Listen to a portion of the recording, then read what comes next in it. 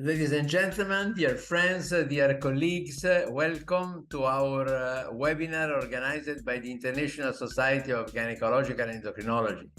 As you know, this is part of our educational activities that we do waiting to our next Congress next year. And today, the webinar will be on polycystic ovary syndrome, changes in pathophysiology, diagnosis, and treatment. And we have, I will chair the session, and then we have two fantastic speakers strongly involved in the topic, who are Blazej Meczekalski from Poznan University and Alessandro Genazzani from Modena University. The first I will introduce him is Professor Meczekalski, and Professor Meczekalski is a professor of obstetrics and gynecology and gynecological endocrinology at the University of Poznan. He's the chairman of the Department of Gynecological Endocrinology in that university since 2007, and he's also president of the Polish Society of Gynecological Endocrinology, which is member of our federation, of our International Federation of Societies of Gynecological Endocrinology. Is board member of the International Society of Gynecological Endocrinology and of the European Society of Gynecology and of the European Menopause and Andropause Society. And Blazej, you have now, you can present your talk on polycystic ovary syndrome in adolescents, how to diagnose and treat. You can share your screen and then you can start. Thank you very much for your presence with us. Thank you very much, Professor Genazzani, for kind invitation and kind introduction. As you just said, I will focus on PCOS in adolescents. Why? PCOS is a very particular disease, still very enigmatic in adult persons. We have difficulties with understanding the pathophysiology, clear criteria, diagnostic criteria in treatment. But even more problems probably we have in PCOS in adolescents. Apart these things about which I mentioned, the numbers of the publication concerning pathophysiology of PCOS in adolescents is limited, and also number of publication concerning the treatment of PCOS in adolescents is also limited. Looking in the history, we know that the real description, the first description, based on the series of patients, was done in 1935 by Stein and Leventhal. For quite a long time, the name of this disease was Stein-Leventhal syndrome. But if you look here, maybe Hippocrates, almost 2,500 years ago, described some cases of PCOS. You can see the citation, but those women whose menstruation is less than 3 days or is emerged robust and masculine appearance, and they have problem with to be pregnant.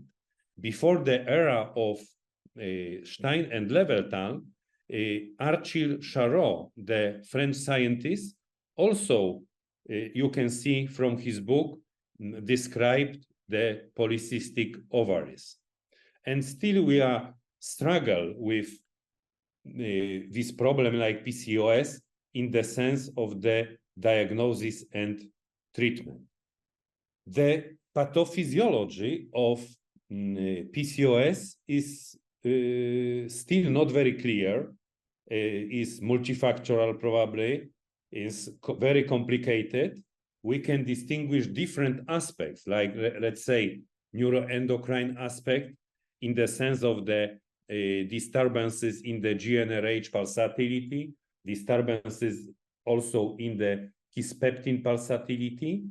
We have very important metabolic background like insulin resistance, hyperinsulinemia, interplay between insulin and hyperandrogenism, environmental influence in the sense of the food impact, for instance, endocrine disruptors impact, Also very important is the influence of the steroidogenesis or disturbances in the steroidogenesis, in the sense, for instance, of the hyperactivation of the 11 hydroxylase or 17 hydroxylase. Also at the level of the ovary, different interplay in the sense of the intra-ovarian factors like cytokines, leptin, and others. And finally, very important genetic background, not only in the sense of the mutation, but also epigenetic and methylation background. And therefore, the problem PCOS is not only important in the adult patient, is more clear in the adult patient, but also in the adolescent patient. We know that generally PCOS is characterized by irregular menstrual cycle and by some signs of hyperandrogenism or hyperandrogenemia. In the case of adolescent patient, the situation is a little bit different because due to the maturation of the hypothalamic pituitary ovarian axis, at this time, some medical aspects like irregular menstruation, like acne, or like polycystic ovarian morphology can be physiological. Therefore, they can overlap with the normal symptoms which I mentioned, which are in the adult patient used as the diagnostic criteria. It took quite a long time to develop the criteria of PCOS in adolescent patients. First criteria were developed in 2012 in Amsterdam, later by Endocrine Society in 2013. It means that more or less 10 years after Rotterdam criteria. But we know that the first criteria were prepared by NIH, but for adults, in 1990. And here are criteria from 2017 prepared by international consortium led by Lourdes Ibanez from Barcelona. And you can see here that generally required criteria are referred to irregular menstruation and evidence of hyperandrogenism, biochemical or clinical. The evaluation of the ovary in the sense of the PCOM is optional, but we know that the patient of PCOS suffer from a lot of metabolic problems, but also adolescent patient. But these metabolic aspects are not used as the criteria. Generally, to consider this criteria, the patient must be general 2 years post-menarche. Of course, according the same like Rotterdam criteria, we need to exclude other causes of hyperandrogenism.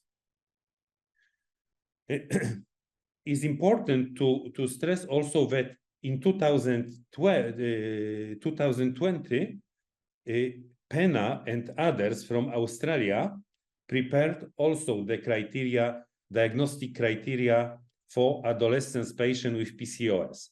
They are a little generally similar to Ibanez criteria, but more particular in the sense of the irregular menstruation description. Also, hyperandrogenism, ovulatory description, you have the precise description of the menstrual disorders, particularly in reference to the 1 year after menarche, or 1 to 3 years after menarche, 3 years after menarche, because it's important to be more precise. Of course, according to this criteria, we should not use ultrasounds in adolescent patients, or we can use ultrasounds after 8 years post-menarche, and metabolic criteria are not accepted, but they can be also only considered as the warning sign for other comorbidities.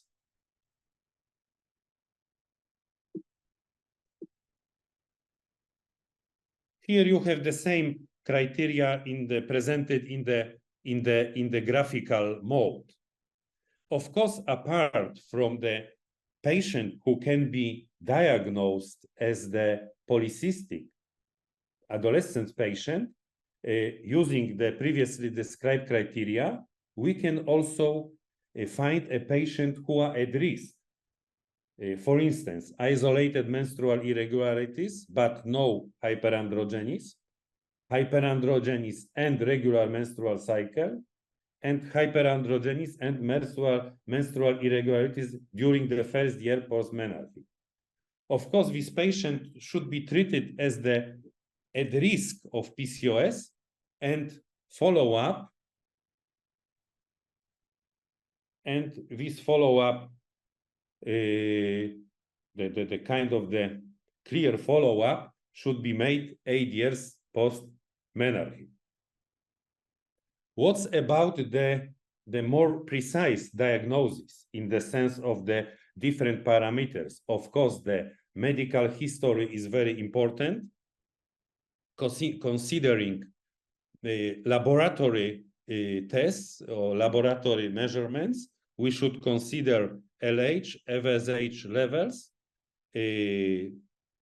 total testosterone evaluation, free testosterone evaluation, dehydroepiandrosterone evaluation, and also thyroid function evaluation, 17-hydroxyprogesterone, glucose fasting glucose levels, and lipid profile. What's about evaluation of the hyperandrogenic symptoms? Normally, we know that in the adult patients, the main symptoms are referred to hirsutis, acne, and alopecia. In the sense of adolescent patient, we should not evaluate alopecia because there are no criteria and study on this. To diagnose these patients, we should find the patient with the severe acne and hirsutis. Hirsutis we will evaluate using modified Ferryman-Gallwey scale. What's about of the evaluation of the other parameters? For instance, also is important to stress, probably Professor Alessandro will talk about it, that in this year, in 2023, the recommendation from international evidence-based guideline were released, published by very strong group of the scientists. The first author is Helena Tedif from Australia, and they presented information about adult patient and adolescent patient, and for instance, considering such parameters like anti-Müllerian hormone or testosterone dehydroepiandrosterone ratio. At this time, these parameters like HMH should be considered in adult patient with PCOS. In adolescent patients, should not be validated. Another problem is the polycystic ovary morphology in adolescents. We know that due to the physiological maturation of the ovary, maturation of the hypothalamic pituitary ovarian axis, it is physiological that, let's say, after 2 years post-menarche, approximately 40–45% of this patient can have pictures of the ovary, which is typical for polycystic ovary syndrome. But this is physiological process. And therefore, from this point of view, and according to the recommendation which I previously prepared, ultrasound evaluation of these ovaries in adolescent patient is not applicable. We can evaluate the uterus or ovaries, but only in the sense of the follicle number, size, in the sense of the evaluation of amenorrhea, but not as the evaluation as the diagnostic criterion of PCOS. But we can generally to evaluate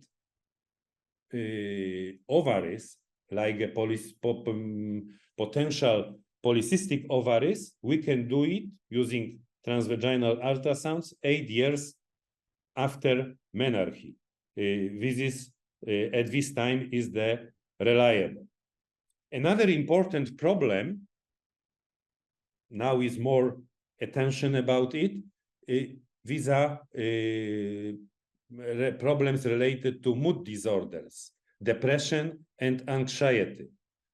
Previously, we focused on this problem in adult patients with PCOS, but now we are trying to put more attention also in this problem concerning the adolescent patient. We think we can see here how many risk factors related to population risk and also PCO-dependent factors like hormonal abnormalities, symptoms of the disease, fertility issue, treatment issue, body perception can be related in these young women to evoke the psychological or psychiatric problems. Therefore, according to even this publication from 2023, and anxiety and depressive symptoms should be routinely screened using patient health questionnaire or Beck Depression Inventory Scale, and or as publication from 2023 using regionally validated screening tools. Also, metabolic problems are very important. We know that depends on the population, but more or less 50 to 80% of the adolescent patients with PCOS are obese. More or less the same number have insulin resistance. Therefore, we should put attention also to evaluate the metabolic problems. General guidelines recommend testing for prediabetes and diabetes in adolescents at any age who are overweight or obese with additional risk factors, for instance, PCOS. And now I move to the part related to the treatment, which is as important as the diagnosis, or maybe even more important. One of the main treatment considering overweight patient or obese patients, adolescents with PCOS, is referred to the first line treatment. I'm thinking about the changing of the lifestyle. These changes of the lifestyle is referred to the changes in diet, calorie restricted diet, or physical activity. And according to the data in this field, there is no evidence that one type of the diet is superior for adolescents, but considering physical activity, we have special suggestion that at least 60 minutes of moderate to vigorous intensity physical activity together with the strengthened muscles and above and bone at least 3 times weekly is recommended. This 60 minutes per day, 60 minutes. And what's about the pharmacological treatment? The first line treatment for in adolescent patients with PCO to treat irregular menstrual cycles and hirsutis is referred to the combined oral contraceptive. We know that various combined oral contraceptive, considering these topics, have similar activity. And we should be based on the WHO guidelines, because according to this TED publication from this year, 2023, there is no the kind of the recommendation concerning the specific types of the or doses of the progestins or estrogen or combination. Therefore, we should be based on the WHO guidelines, but we should be also aware about side effects and specific sites, risk factors like BMI, hyperlipidemia, and hypertension in this young person. This combined oral contraceptive should be, as I mentioned, considered in the patient with diagnosed PCOS, adolescents PCOS, but also the patients, young patients who are at risk of PCOS. What's about the pharmacological treatment of metabolic problems?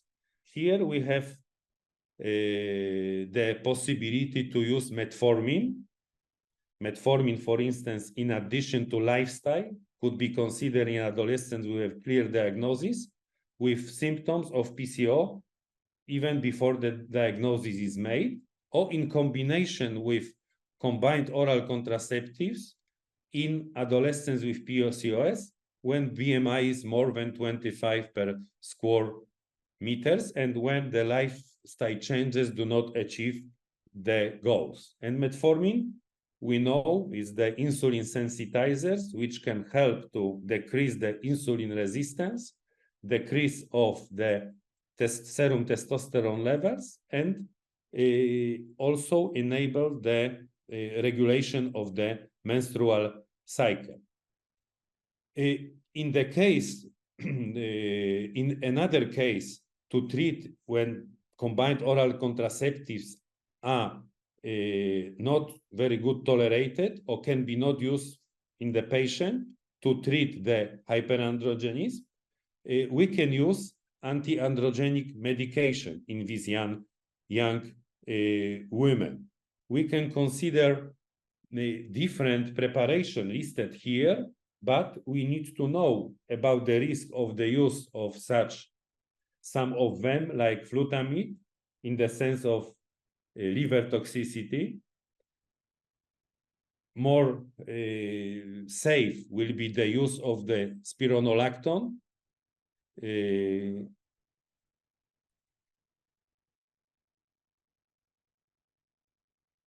Here is the abbreviation, some points about which I just mentioned: the use of combined oral contraceptive or estroprogestagens and metformin.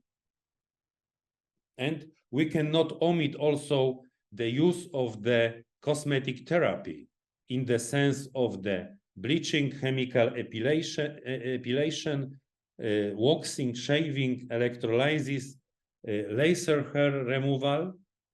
And according to this recommendation from 2018, photoepilation is recommended as the first-line management of hirsutis in PCOS. Topical eflornithine is recommended as the adjuvant to photoepilation in the case with laser-resistant facial hirsutis. The use of the topical finasteride is not recommended. And apart from the kind of the main treatment which I presented just a few minutes ago, we can mention about some other options possibility, like an acetylcysteine. You can see how is the influence on the body mass index, insulin resistant, testosterone levels. We can also consider the inositol use in its effect on the hirsutis, insulin sensitivity, vitamin D supplementation, chromium supplementation, the possible use of carnitines in the sense of the regulation of the menstrual cycle or increase the insulin sensitivity. And also the last 1 year ago were published the data on the use of NK3R antagonist. We know that GnRH pulsatility is very important to regulate the normal menstrual cycle. And we know that patients with PCOS are characterized generally by higher frequency of GnRH pulsatility. Therefore, we are trying to use different pharmacological tools like this NK3R antagonist to decrease the pulsatility of GnRH. And in the group of the patient with PCOS, it was studied in this publication in JCM, and they found that was the influence on the regulation of the menstrual cycle and decrease of the serum testosterone level. Thank you very much for your attention. Thank you, Blazej. I have closed my microphone for the nice presentation. We have already a lot of questions, one also from Fred Nafton. Hi, Fred. Thank you for being with us. And then now it's my pleasure to introduce you my brother, Professor Alessandro Genazzani, who is endocrinologist, obstetrician, and gynecologist, chief of the section of gynecological endocrinology at the University of Modena, and at present is member of several scientific societies, such as the Endocrine Society, the International Menopause Society, the International Society of Gynecological Endocrinology, and is president of the Italian Association of Gynecological Endocrinology, scientific director of Italian Association School, and editor-in-chief of the Italian Association Bulletin Online of Gynecological Endocrinology. And is editor, co-editor of European Gynecology and Obstetrics and Gynecologic and Reproductive Endocrinology and Metabolism, our new journal of the International Society of Gynecological Endocrinology, and also is co-editor of Endocrines. Alessandro have several research areas, who are mostly neuroendocrine, endocrine control of reproduction, hypothalamic dysfunction, polycystic ovary, obesity, and hyperinsulinism, peri- and postmenopausal disturbance. And he will talk today on insulin resistance in polycystic ovary syndrome, new insight on the pathophysiology. Thank you very much, Alessandro. You can share your slides. Thank you. Thank you, Andrea. Thank you, Biagio. It has been a pleasure to be here, obviously.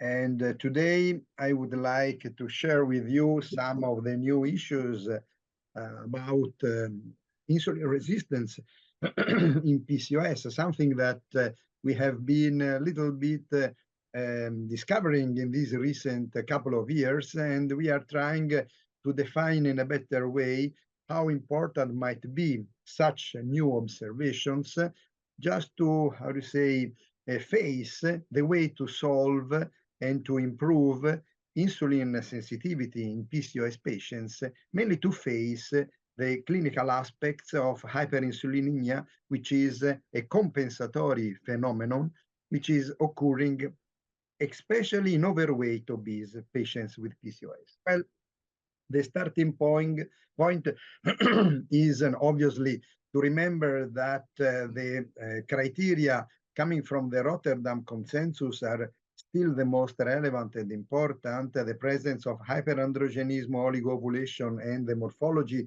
for polycystic ovary are relevant, but the presence of hyperandrogenism is probably the most relevant, since is typically linked to all the symptoms that most of these patients show. And we know this very well, since we know that most of these patients are characterized by specific dependency from the presence of excess of androgens, with it tightly related also to metabolic features. In general, the fact that PCOS is a complex syndrome is related to the fact that we have a bunch of significantly high-risk complications that are occurring in these patients, especially in the in the case that these patients become pregnant. And the second line problems that we might face in these patients is that we have a sort of evolutionary model of complications that are represented by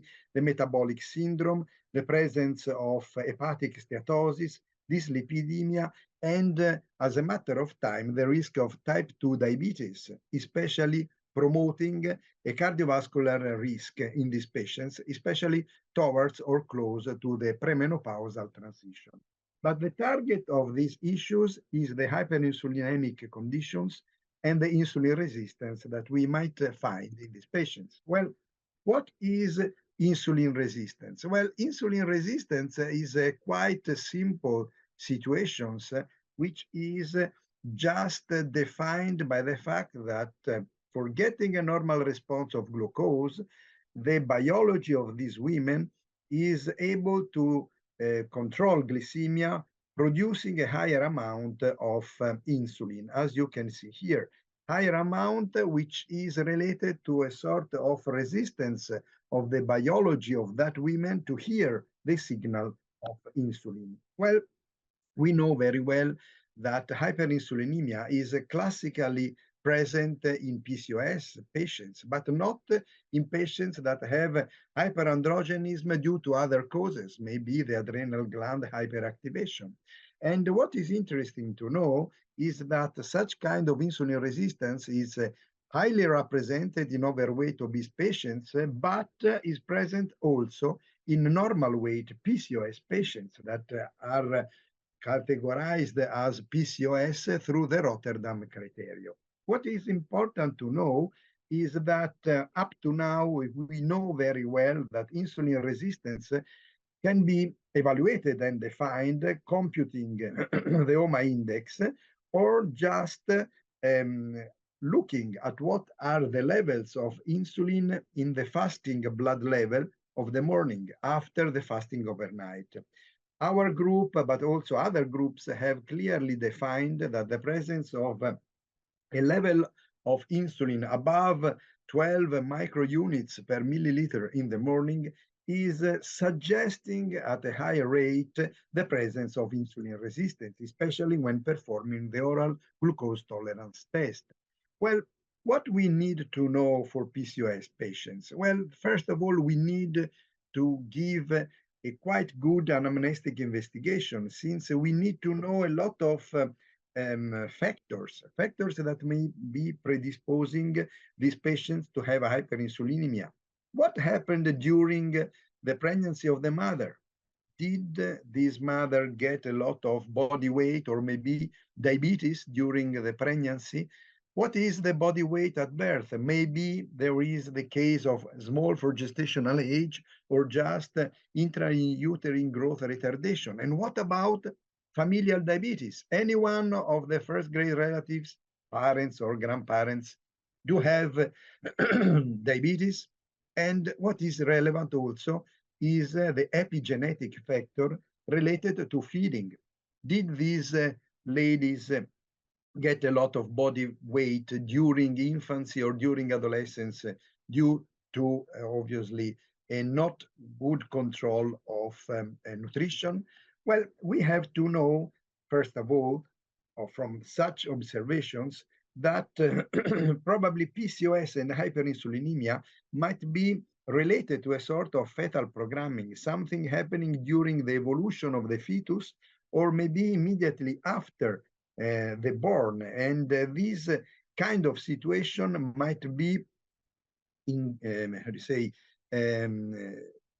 able to induce changes in the ability of the metabolic control in these patients, so that to affect not only the evolution during adolescence, but also during the adult reproductive age and then later to menopause. And such kind of situations are able to predispose not only to PCOS or just hyperandrogenism, but also to obesity, to hyperinsulinemia, and as a matter of time, to diabetes, and also, why not, cardiovascular diseases, especially later on during life. Well, why the problems of being born IUGR or maybe small for gestational age is a relevant issue. It's clear that whenever you have a body weight which is below the normality at the moment of birth, well, there is a catch-up growth in these subjects. That is, the system is activating so that to introduce and then to store a lot of energy as fat tissues. And this makes these babies to growth in body weight quite quickly and very rapidly. And they have an improvement of the amount of insulin released. And we know very well that Professor Ibanez demonstrated this, that whenever we have the birth weight just 1 or 2 or more than one standard deviation below normality, we have an improvement of the, how to say, diseases that might occur in these patients, such as the anticipation of puberty, hyperandrogenism, and the combination of hyperandrogenism and hyperinsulinism. And such kind of topic is able to be even more worse at the moment of the evolution of the pubertal maturation, because it's a normal event, the fact that insulin resistance is improving as a biology event just at the moment of the pubertal maturation. And this permits us to understand quite easily how it might be that the young girl or the young boy might improve in terms of stature, or maybe in body mass and also in body muscle mass. Well, such kind of situations gives clear idea that whenever we have to investigate PCOS, we might consider a lot of hormonal parameters, but we have always to keep a little bit of attention on insulin, since the triggering might be in something coming from the family or in the heritage of the family, or maybe is coming from the way of getting food and nutrients, and this is a relevant fact. So we know very well that insulin resistance is something which is more frequently occurring in overweight or obesity, but we have also some obese patients with a normal level of insulin, at least in the fasting blood control.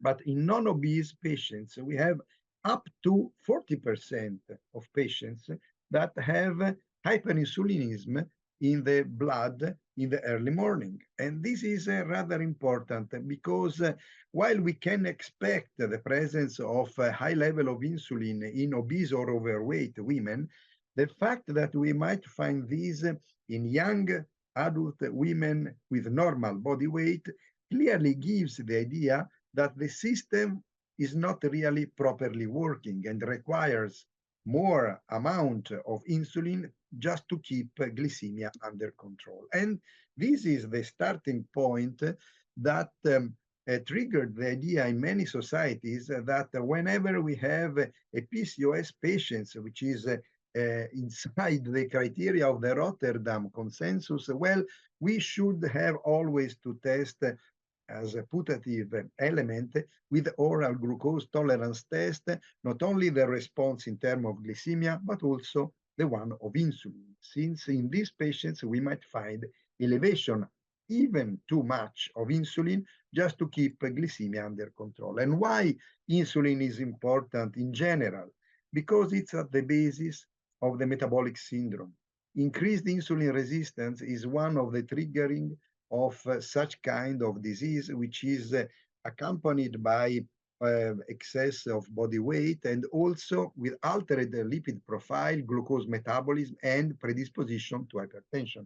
It's important that we check these patients for insulin, even though the guidelines are not saying right now that the insulin levels should be a target, a main issue to evaluate, but on my opinion, should be one of the many aspects in terms of hormone parameters that should be evaluated. But it's important to know that insulin resistance is something which is typical in our physiology. I have already told about puberty, but it's relevant also during pregnancy insulin resistance. It's the fact and the event that permits to the fetus to gain body weight and improve the body mass in between the 20th week of pregnancy up to the end of pregnancy, around the 39th week of pregnancy.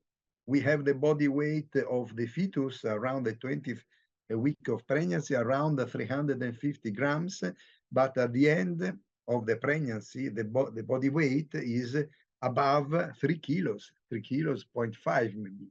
So such kind of situations is normal. And you can understand that if such situation is occurring in a woman that had already presented insulin resistance, this might be a risk for triggering gestational diabetes and other situations. And what about menopause? Also, in that moment, we have the improvement of the insulin resistance to permit the storage of fat, to maintain somehow that women that have less physical aptitude to find food. Do not think about women of nowadays. Think about women of 50,000 years ago, when finding food was greatly related to the physical ability to run after animals or to spend a lot of time walking in the forest to find something. And why insulin is important for the reproduction? Well, whenever we talk about GnRH neurons who are responsible for stimulating hypophysis to release gonadotropins, we should know that the kisspeptin neurons are one of the main, probably the most important regulators of GnRH secretion, since is kisspeptin the one that stimulates GnRH neurons. But we have also to say that kisspeptin neurons have a great representation of insulin receptors on the cells. And you can clearly understand that whenever we have excess of insulin and also the defect of insulin, we might have an excess of GnRH or defect of GnRH, excess then of LH or defect of LH.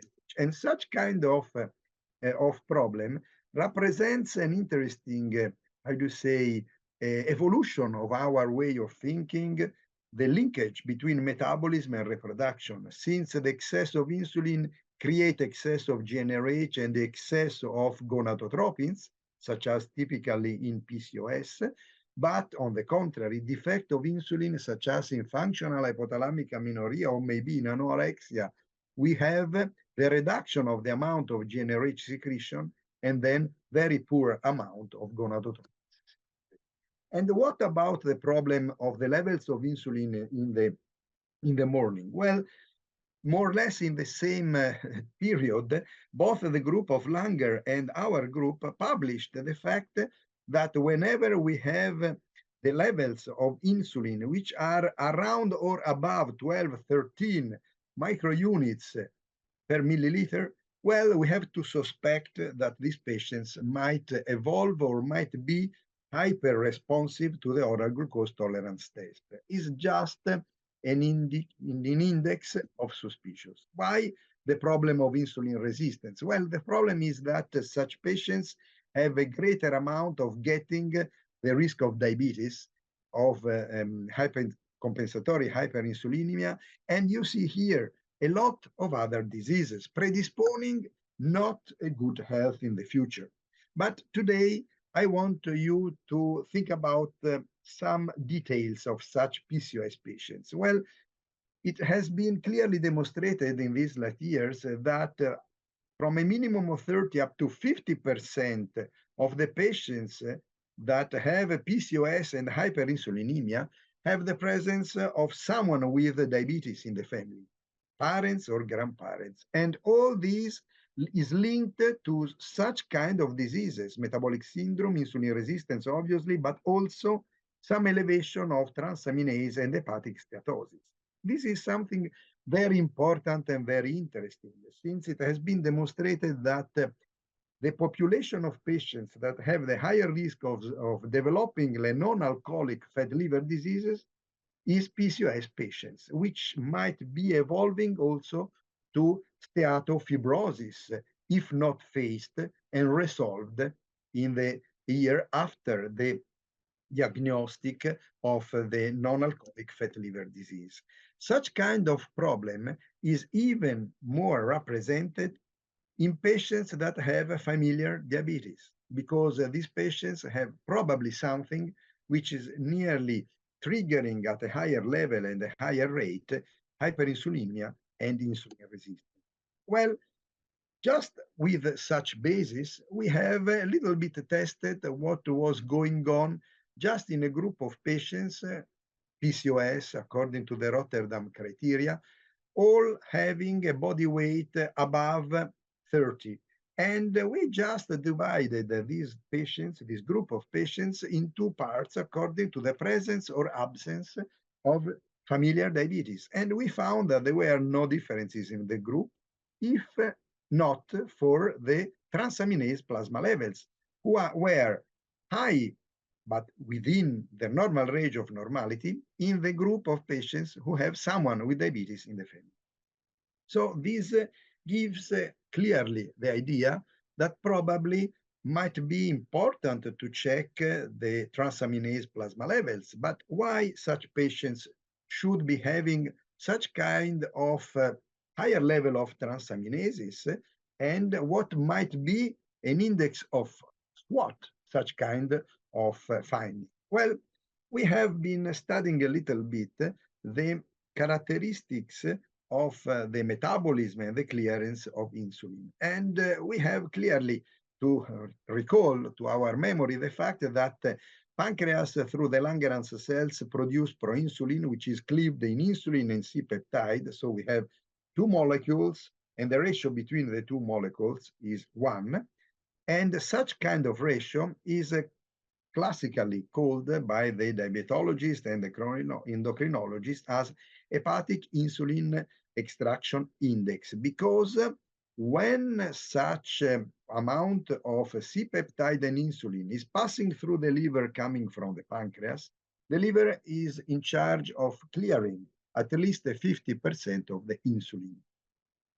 Who is in charge of such kind of activity? The hepatocyte using the IDE enzyme, insulin degrading enzyme. So this is the normality occurring in our biology. And how is the physiological release of insulin? Whenever we have the infusion of glucose, we have the response of glucose. But the response in terms of insulin is bimodal. We have two phases of insulin secretion. We have a fast release of insulin, which is the already produced and stored inside the Golgi vesicles inside the cells of the pancreas, which is released quickly, rapidly. But since this is insulin already stored and produced, there is no C-peptide. Only a few minutes later, the glucose infusion, you see here, we have the rise of the C-peptide levels, while the levels of insulin, the already fast release, is going down. It comes up in a line which is paralleling C-peptide, since we have this second phase with a secretion of the new constructed and released insulin. Well, if this is the fast release, the first phase, and this is the curve of the second phase, so this is the shape of the insulin secretion, if we perform the ratio between insulin concentration and C-peptide, we have such schematic representation. We have the peak, which is within the first 10-15 minutes. Then we have the going down of the hepatic insulin extraction index. This means that the insulin plasma levels are going down while C-peptide is maintained constant. And then we have the second phase, which is corresponding to this part of the curve, which will be going down whenever we have the reduction of the level of glucose in the blood. Well, we have recently, together with my brother, made a review on such topic, since it's quite interesting to know that whenever we have the check of the curves of the glucose response in PCOS in healthy control, you see here there is no substantial difference. But when we check the curves of insulin and we check these in normal controls with no PCOS and in PCOS patients, you see here we have a sort of strange curve, which is, we call in Italy a sort of panettone curve. But in healthy control, we have such kind of response. the fast release of insulin, the going down after the first phase. Then we have the rise up of insulin, the second slow release of insulin, and then we have the going down. So this means that here, between the first and the second peak, we have the activity probably of the liver, which is reducing the levels of insulin passing through the liver and going out of the liver, something which is not occurring here in these patients who have probably something going on.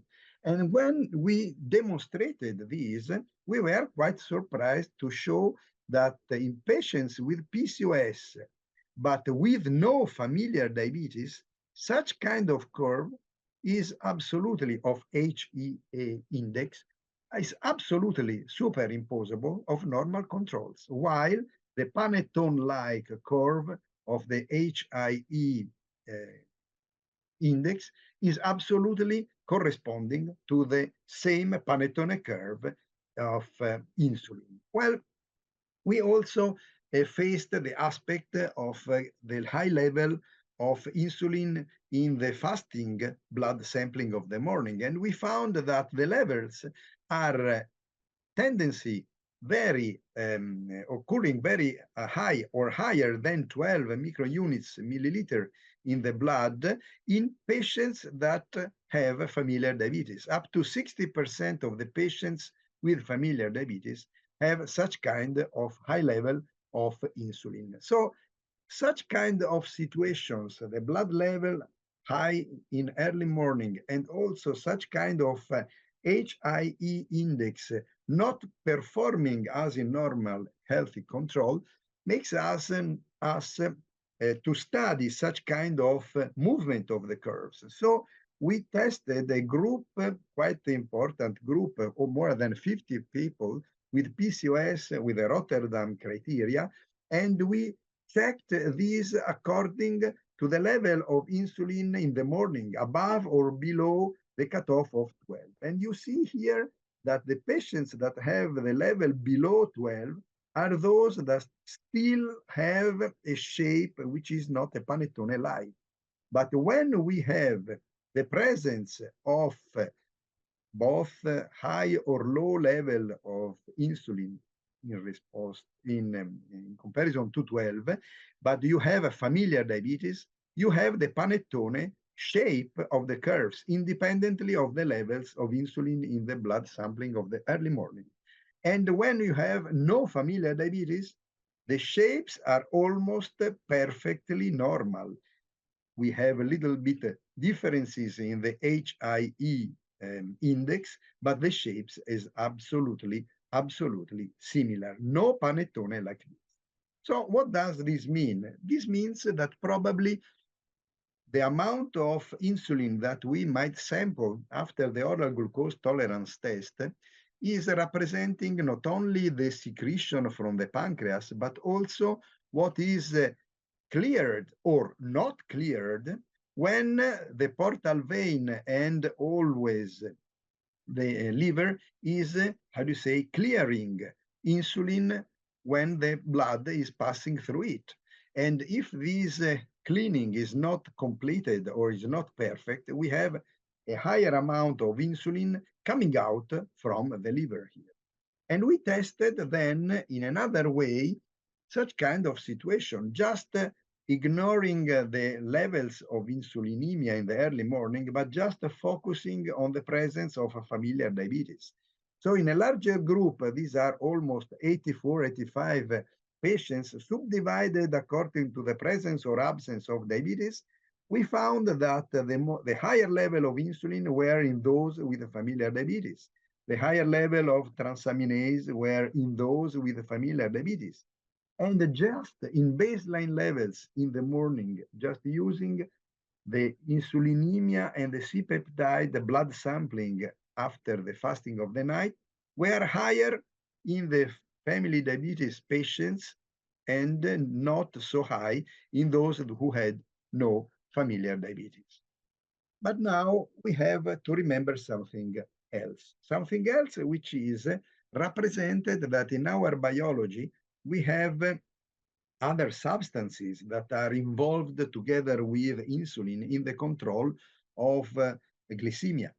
And we know very well that we have a specific substance which is produced inside the mitochondria, which is lipoic acid. Well, very recent data have clearly demonstrated that the predisposition to diabetes reduces the amount of expression of the LASI, an enzyme that permits the production of lipoic acid. And lipoic acid is improving the glucose uptake from the blood or from the intercellular spaces inside the cell.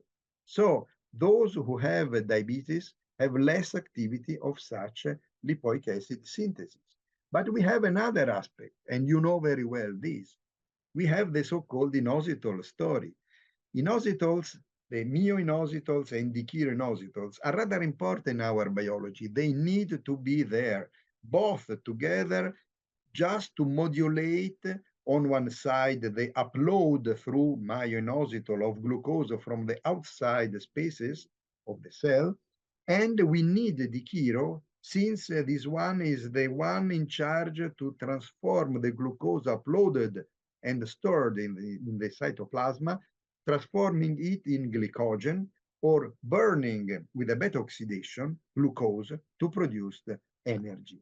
And such kind of passage between myo and dichiro is related to the activity of the epimerase. And the problem is that whenever we have the predisposition of the family to diabetes, or the patient has a sort of diabetes, the amount of transformation of myo towards dichiro is dramatically reduced. And this has been demonstrated almost 14 years ago by Larner, that evaluated the myo-dichiro ratio in the urine, and the chiro amount was dramatically reduced whenever you have diabetes in the family. So summarizing, we now have the addition to the fact that in PCOS with familiar diabetes, especially in patients with PCOS and familiar diabetes, we do not have only the reduction of the epimerase, a story that we have already narrated, and the reduction of the expression of the LASI enzyme, so that we have a reduction of the lipoic acid. But we have probably an impaired production of the insulin-degrading enzyme, which is tightly related to the hepatocyte function and ability to work properly. And so the problem is, how can we face easily such kind of situations? Do we have any simple solution? Obviously, you know very well that whenever you have to face hyperandrogenism, you can use a contraceptive pill. But if you have to face metabolism, you have just heard Professor Meczekalski, exercise, physical activity, control of nutrition. But we might have substances acting on the metabolism that might be used as integration, improving the defective aspects that the biology might have. And why this is occurring? Well, I want you to follow such kind of cartoon. PCOS and obesity together or separately are able to induce pro-inflammation. Pro-inflammation creates a higher amount of cytokines, which are at the basis of pro-inflammations, and also a higher amount of reactive oxygen substances. So the oxidative stress is improving greatly. This reduces the amount of nitric oxide produced through the conversion of arginine. And all such kind of situation with a low level of nitric oxide is able to reduce nitrosotiols, which are important, very important, because these are the one in charge to, how do you say, recovery, restore, and reactivate glutathione. And if you do not have such kind of reactivation, you have the predisposition through the lack of the control of the GTP to GMP transformation, so that you have an excess of calcium passing through the endothelium of the vessels, improving the contraction and the risk of hypertension. And this kind of model is absolutely identical inside the oocyte. And such kind of disease, due to the reduction of the nitric oxide synthesis, reduces the quality and the performance of the evolution of the oocytes inside the ovary. And so we have tested just giving lipoic acid as integration. And we found that no changes were occurring in terms of reproductive hormonal parameters, but we have reduced the insulin plasma levels in those who have diabetes in the family, but also in those who have not. But look here, we reduced the levels of the transaminase. And the reduction of the transaminase means that we are working for a more healthy liver. Why ALA is working? ALA is working blocking the oxidative stress. So such kind of pathway is completely restored. And is the association so with inositols important? For sure, yes. Lipoic acid plus inositols is relevant, but we might face one aspect. If you have the presence of diabetes, we have clearly demonstrated that the presence just of the treatment with myoinositol is able to work only in patients that do not have diabetes in the family, as here, and is not working the presence of diabetes. This is the response, the maximum response of insulin under the oral glucose tolerance test. When we have just the use of lipoic acid together or alone, both groups, those with diabetes in the family and those who have no diabetes in the family, are responding. Why this? Because alpha lipoic is driving probably the performances for the insulin resistance and for the ability of the system to face and control the hyperinsulinemia response. And what about the combination of Dikiro together with lipoic acid? Same story, absolutely relevant. And you see here how higher is the area below the curve of insulin in the patients with familial diabetes. And look here how this is going down whenever you have the combination of these. Also for glucose. In those who have no diabetes, the area of the glucose is normal and not changed at all. But the relevant fact is that we improve also in these patients the sensitivity to insulin, since the area of the curve of insulin in those who have no diabetes in the family is reduced. And such kind of situations in terms of combination Dikiro plus lipoic acid is able to affect, in terms of positive effect, the reproductive hormones in both groups, but through the action probably of lipoic acid, we improve and control in a better way the levels of cholesterol, of lipid profile, transaminase, and in both groups, the OMA index is clearly improving. But is such kind of effect typically also and only for lipoic acid and inositols? No. Recent data that we have tested together with Professor Meczekalski have clearly demonstrated that whenever we might use antioxidant substances, such as the combination of carnitines together with arginine and N-acetylcysteine, we have the improvement of insulinemia and of the lipid profiles, and we get a perfect control of the OMA index. Such kind of action is not changing too much the level of transaminase, even though these remain in the upper level of normality, but is relevant to know the antioxidant effect is relevant to control, in any case, insulin resistance, since each of these combination, carnitines, arginine, and acetylcysteine, works on specific factors activating the blockade of the oxidative stress and the reactive oxygen substances production. And if you reduce these, you block the promotion of the pro-inflammatory cytokines and you reduce insulin resistance. So we are again back to the first cartoon. Insulin is determinant for PCOS and for the reproductive health.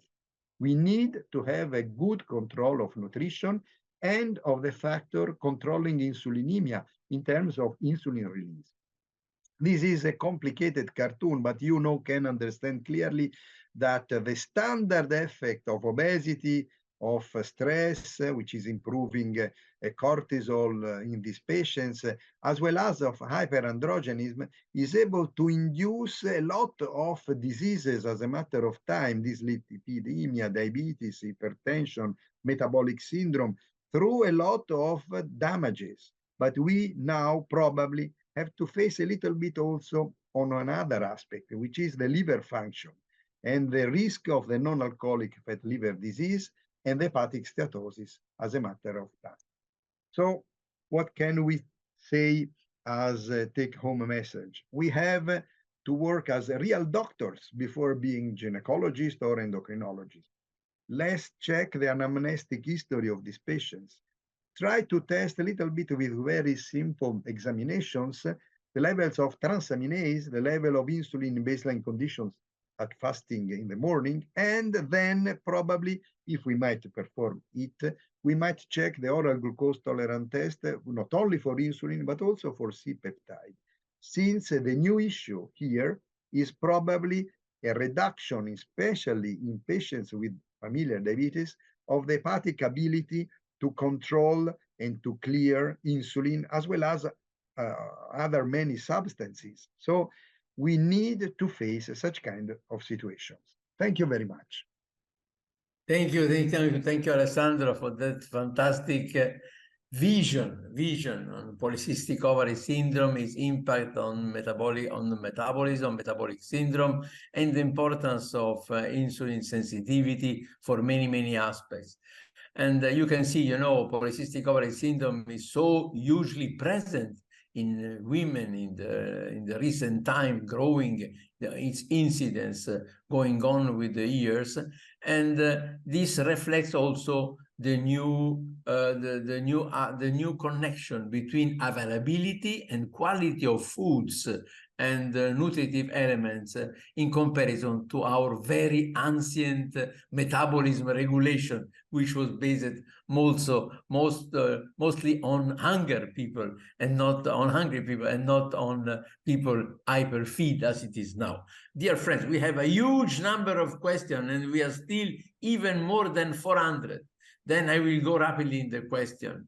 When one very long question from Nguyen for Blazej is touching clinical history of a patient which was discovered to be also having prediabetes and hyperlipidemia, then is going online with the same observation that Alessandro was mentioning, even though the body mass index was 23.5, then it was not so excessive.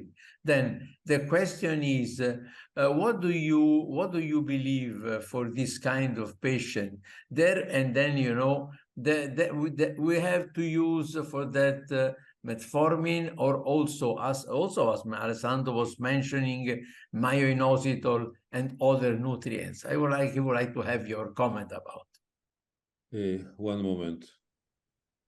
Yeah, I think that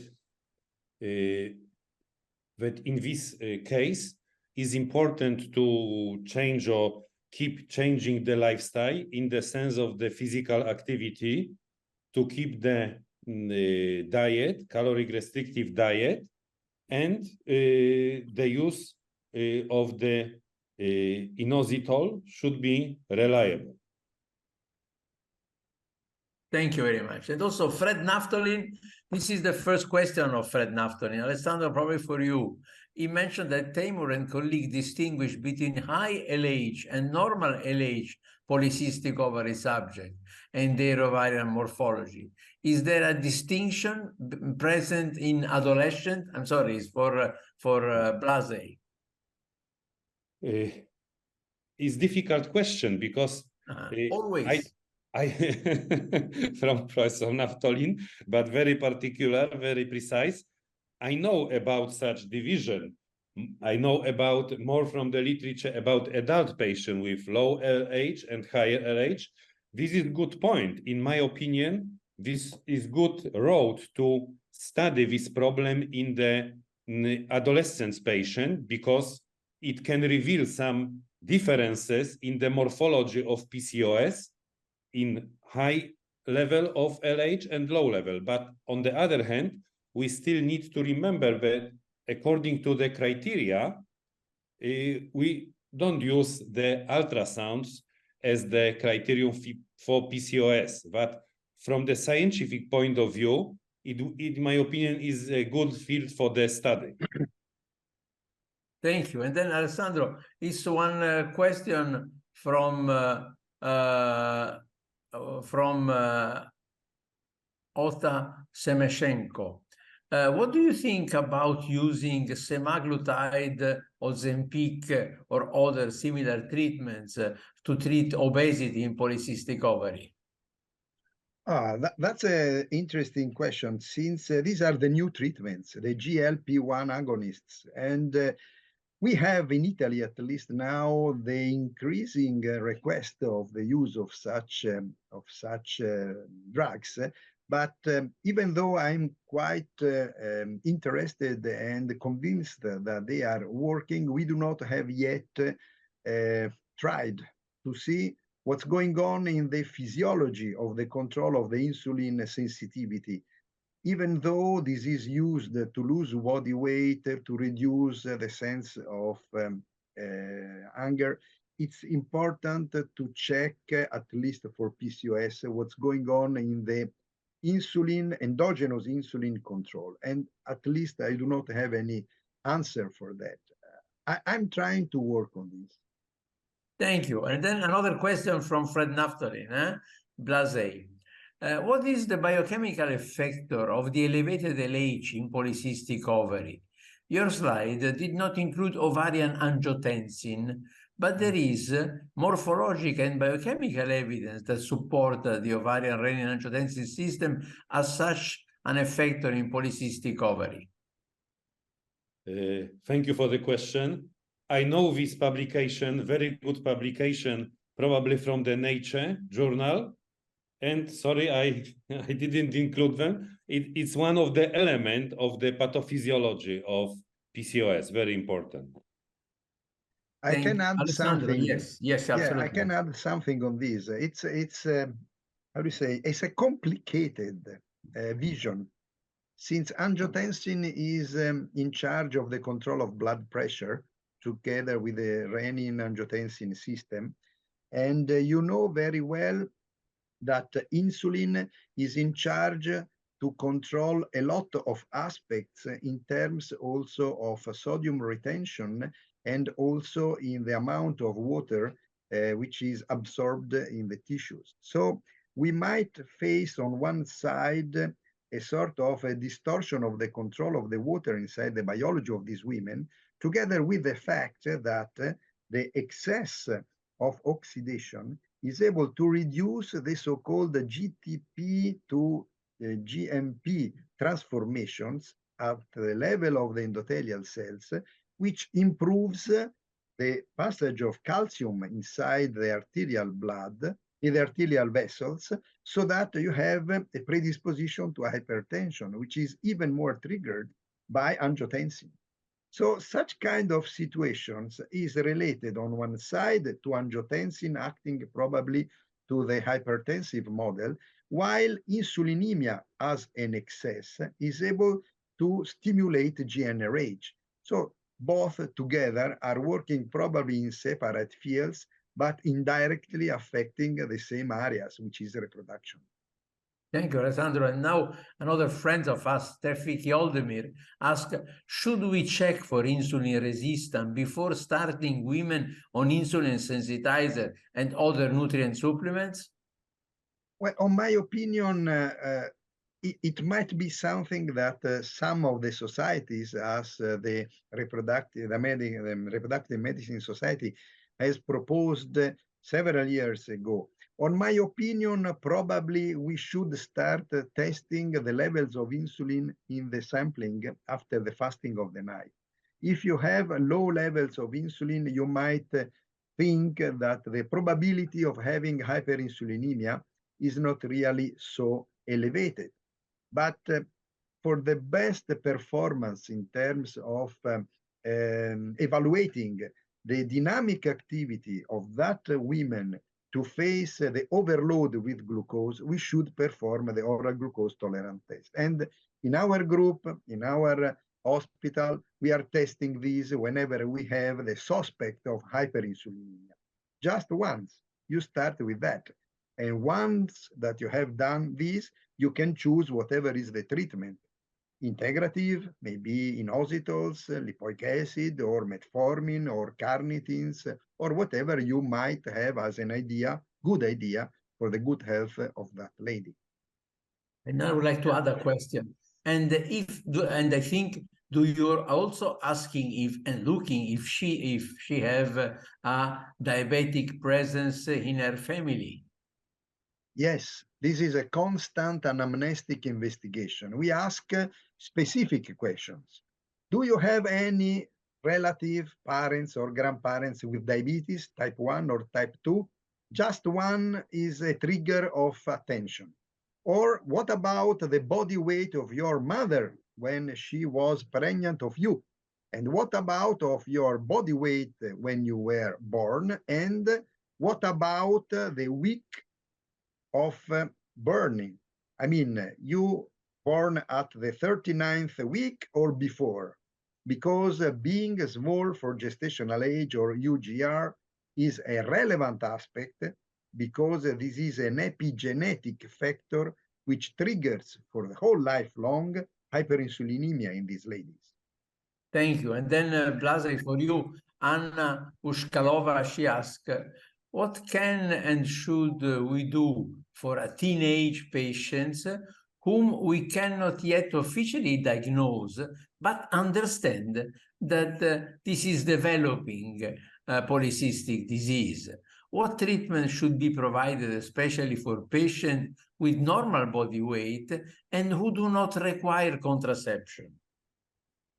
Very good question. According to the recommendation about which I mentioned, in the sense when the PCOS is not diagnosed, but we have the patient at risk, the best way is to advise the lifestyle changes, even if she does not have such symptoms, life changes, diet, physical activity, and we should evaluate this patient after a few years. Thank you. And then now another question for Alessandro, still related to the young. Thank you for the presentation. Do you start oral contraceptive pill on a 14-year-old with polycystic ovary syndrome? And aren't you worried about the maturity of the hypothalamic pituitary ovarian axis? No. Well, the real target of the question is, do we need to have contraception because we are aware of having a boyfriend? So if we need to have contraception, yes, the answer is yes. But if the problem is just to keep menstrual cycle under control, and so contraception per se is not relevant, probably we might work on checking on nutrition, feeding, and eventually on integrative aspect to be applied just to improve the machine, to oil the machine, the engine, to improve the function in terms of hormonal cyclicity, to have menstruation regularly. Thank you. And then Blazej, a question for you. Should we treat pre-diabetic with metformin instead of waiting till the levels climb to diabetic range? Pre-diabetic with metformin? Yes. In my opinion, no. It's better to use at first lifestyle changes, the diet and physical activity. Alessandro, you agree? Yeah, I have the same way of thinking. I can tell you something, that the use of metformin somehow as well as of the integration, might be relevant when you have to drive the patients towards a lifestyle which is correct and with the right nutrition. And you might face, using metformin, the reduction of body weight. But if the body weight is normal, probably, and you have insulin resistance, probably there is an intrinsic defect. So in these cases, probably metformin on the use of the integrative compounds such as inositols should be maintained, because this means that you still have something not working properly inside the biology of that woman. And then now another question from Fred Naftolin, who know the answer and you can do the answer. Fred is asking, is there a difference between the glucose tolerance test between infants fed with mother milks versus artificial milk? Did you know? I have to say that I have never thought about this. Yeah. But I can tell you something. It's difficult to check this probably in infants, but probably should be an idea to evaluate the risk of hyperinsulinemia in these young newborn, because probably this might help to face also the most adequate nutrition, not only with milk, but also in the months later, just to avoid the catch-up growth if the body weight is reduced at the moment of the born. Okay, then when another question is from Maria del Pilar Navas, a very close friend. She asks, is better myo-inositol or dikiro-inositol in these patients? The story is complicated, but it's quite easy to reply. The problem is that whenever you have a normal women with no familial diabetes, you do not have any defect in terms of lipoic acid synthesis, epimerase expression, and probably also of IDE activity inside the hepatocyte. So you can use myo-inositol, which improves also the dikiro, which is normally transformed inside the biology of that woman. But if you have someone in the family with diabetes, one or more parents, grandparents with diabetes, probably you have the accumulation of such defects. The reduced lipoic acid synthesis, the reduced transformation of myo to dikiro, and also probably a defective function of the hepatocyte in terms of degradation of insulin. So probably in these patients, the combination of alpha lipoic plus dikiro is probably the best. Thank you. And then Blazej, Maureen Besbai, she asks, do you think there is too much focus on the mother's influence, such via fetal programming, and less research has considered paternal influence, such as, I don't know, sperm aging in polycystic ovary?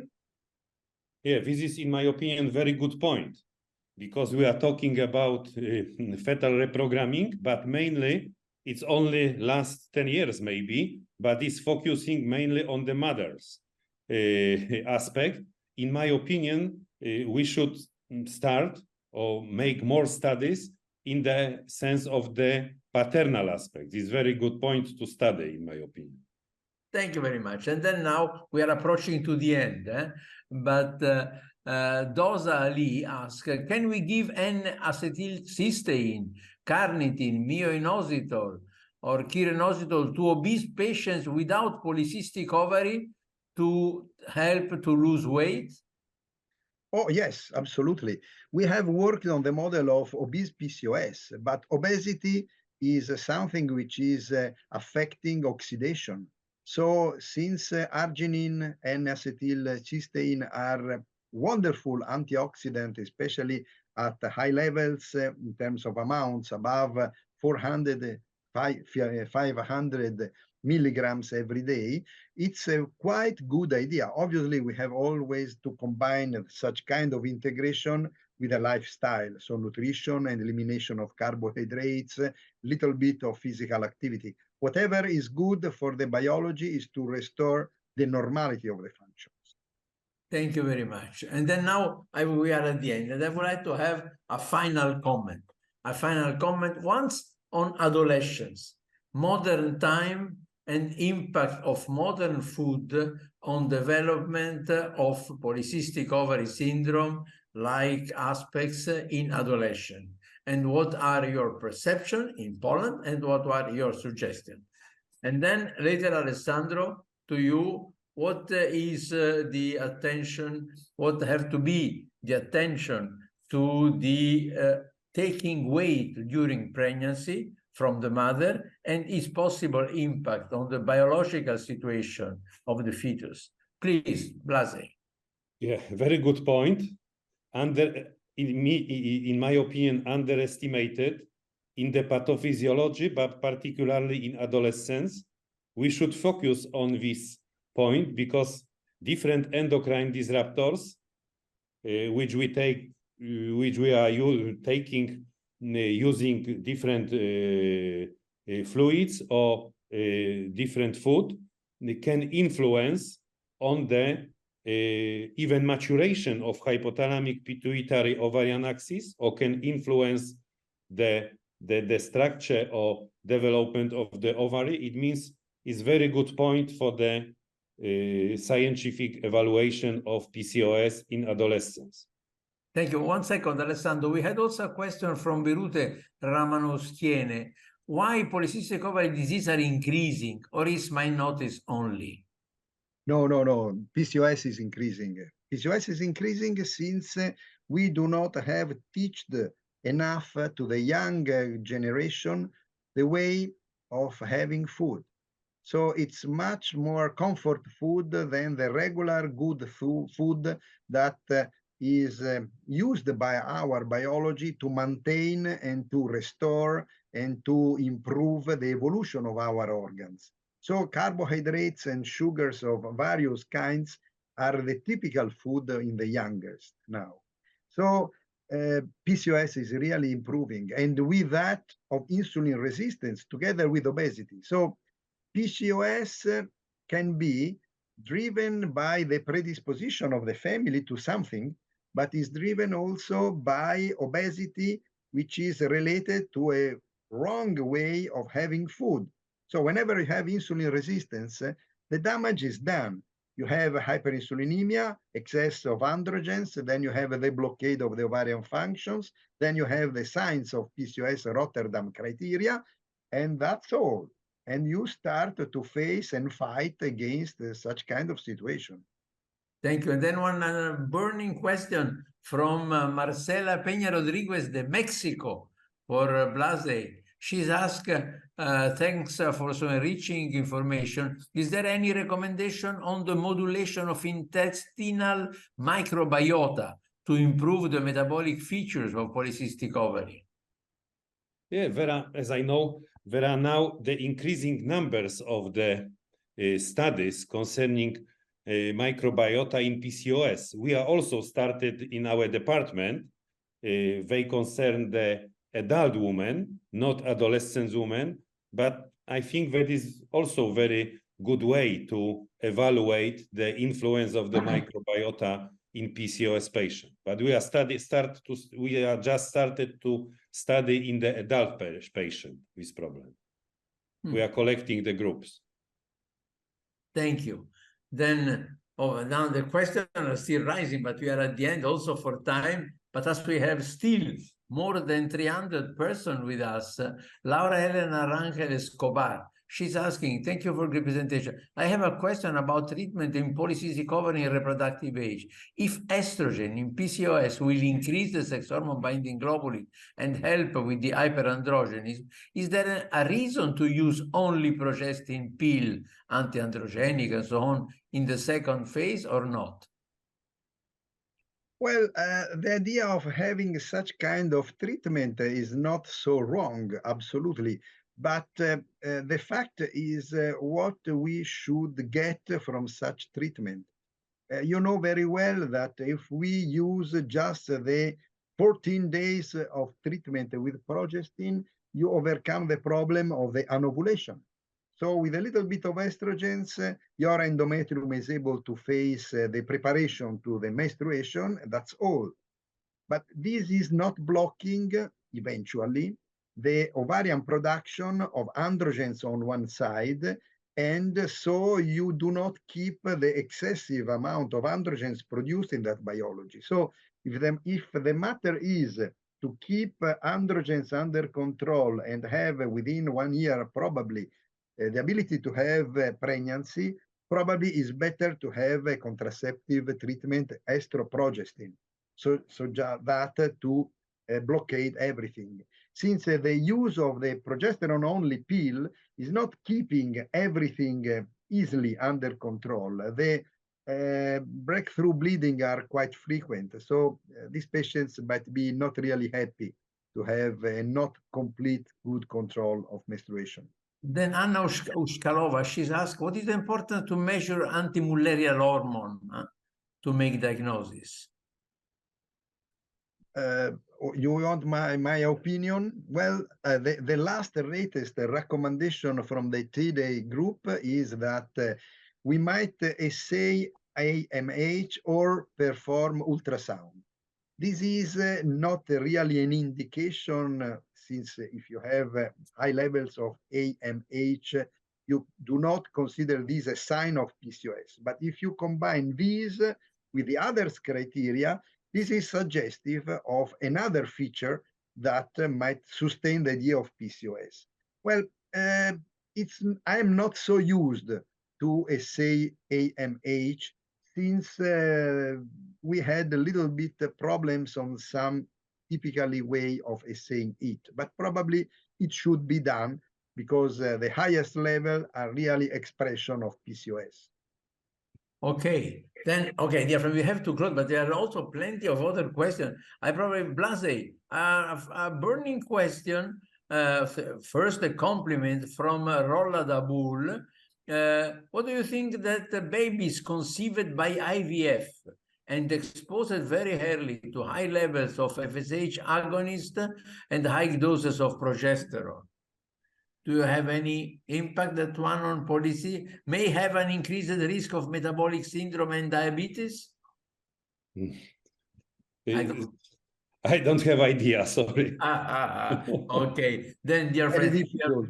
we are really at the end. And then I have a Rosa question to you, Alessandro, before that, if you want to comment about what is the impact of overfeeding of mothers during pregnancy on the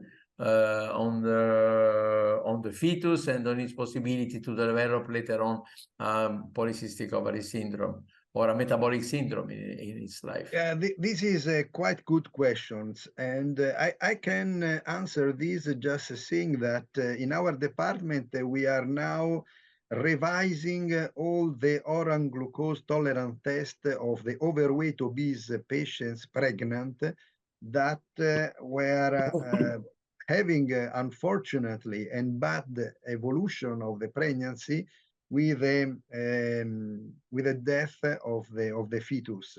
And we found that 75% up to 90% of these patients had strange response of the glycemia under the oral glucose tolerance test, and they were not classified according to the glycemia as to insulin resistant or maybe with a defective control of glycemia.